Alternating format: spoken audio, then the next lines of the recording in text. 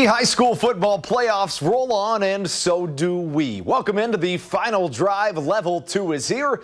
I'm Andrew Banstra. Let's get right into it. We started Waunakee, where the top-seeded Warriors needed overtime last week to beat an 8 seed, and not only to advance, but to preserve an undefeated season. But this week was a different story through some heavy rain. Look at that. Waunakee leading 13-0 and looking to add to it. Hey, how about this? A Wisconsin Badger football commit, and they could use him. McCoy Smith, he's off to the races with one of this. A hat trick of touchdowns for number 11 through the rain, no problem whatsoever. And the Warriors move on to level 3 with a 20-0 victory. Elsewhere in Division I, our other two teams that were left were unable to advance. Middleton loses to Badger, and Verona can't advance. They lose to Franklin 42-20. To Division II, where Monona Grove looked to keep its grip on a season that has been fantastic. The Silver Eagles have been dreaming of this one for years, but it doesn't get any easier in the postseason. MG trying to move on to level 3 for the first time since 2018, and these Eagles, they can do it on both sides of the ball, leading 7-0 in the second quarter, and the defense does their job. Nick Gallagher with the sack, Owen Haddon with the recovery, and they just kept stopping all Germantown momentum like this. Later in the quarter, the Warhawks looking to score, but not on Luke Schwab's watch. The interception would turn into points, and more Luke Schwab highlights. As the clock expired in the first half, Jackson Zakowski zips one through the air and through the snow. You heard me right, the snow, just a little bit of it, but that didn't bother Luke Schwab. He shows off his hands once more, and the Silver Eagles fly on to level 3, 28-14, the final score. Sliding down to Division III for our first friendly fire in level 2. Two of our very own going against each other in a good old-fashioned Southwest Wisconsin showdown. Edgewood, whose lone loss came in the final week of the regular season, hosted Reedsburg. The Beavers made it to this stage last year and lost by a single point, but the top-seeded Crusaders leap into level 2 for the first time since 2011. The Beavers were chomping at the bit from the opening kickoff. Colin Wolf forces the fumble, and Callan Barker falls on it. They turn it into points right away. Wood Reedsburg hand off to Will Zakonowicz, and no one is stopping number 2. He's off to the races. See you later. Reedsburg takes the early lead and would add to it. Still leading 7-0. Make it 14-zip. If it ain't broke, don't fix it. Give it to Zakonowicz again. Edgewood would find some offense later. Gannon Bagstead finds Will Kelly for the house call, but it would not be enough. Reedsburg knocks off the top-seeded Crusaders 20-12, the final score. And we send it to Nash Dara, who had a fantastic game on his hands.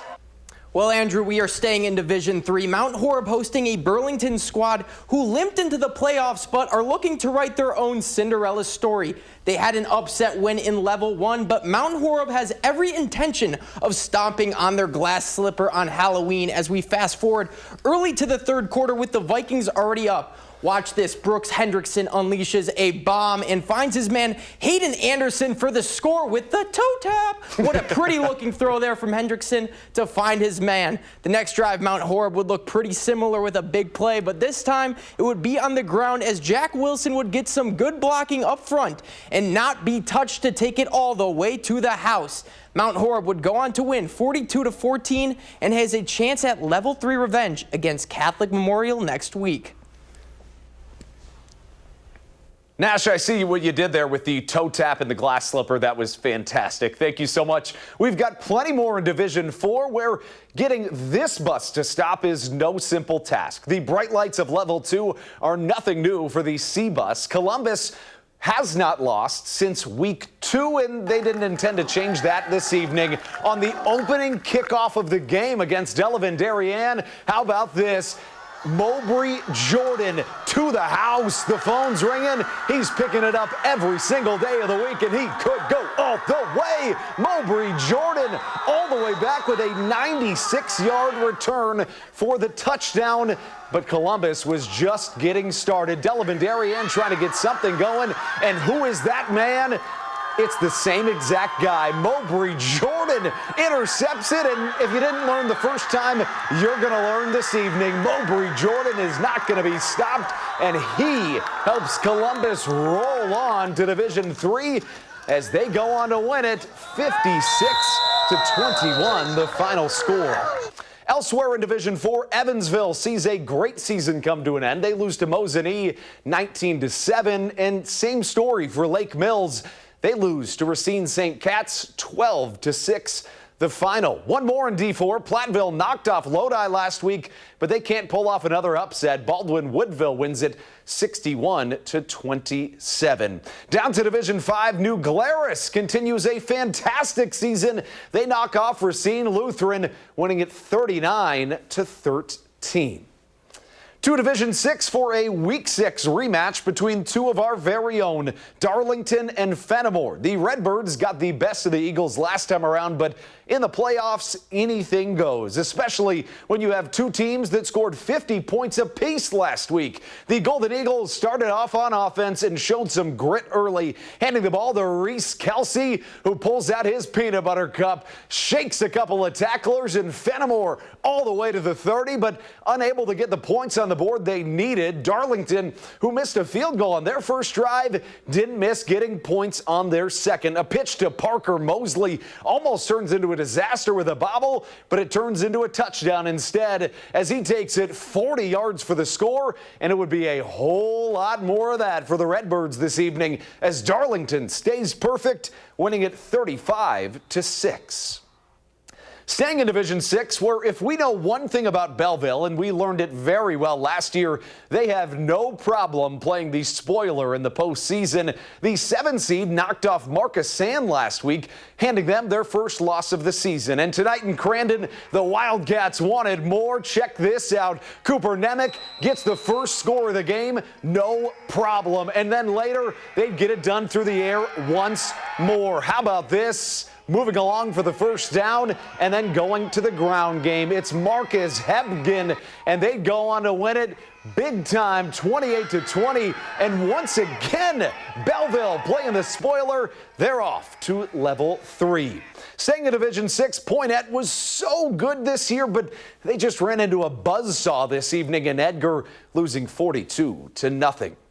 Finishing up in Division VII, where if we did games of the week in the postseason, I'd say this would be it. The reigning state runner-ups, Potosi-Cassville, traveling all the way across our region to play Johnson Creek, and you knew this one would be a thriller, or would it? Potosi-Cassville showed off their pedigree right away. River Star rafts his way to the end zone, making it 6-0 Chieftains early, and later PC would find another partner in the backfield. It's Hunter White hunting the score, and he gets his prize. 12-0 Chieftains, and they wanted to make a statement. They weren't okay with just 12-0, so this time they go to Hunter White once more, this time on the screen pass, and he finds the end zone once more. Potosi is right back where they belong in level 3, winning it 48-28. Elsewhere in Division VII, Cashton, this is a shocker, hands Blackhawk Warren their first loss of the year, 34-28, and another shocker from another fantastic team from our area, Seneca Wazeeka Steuben. They lose 20-22. Hilbert comes out on top.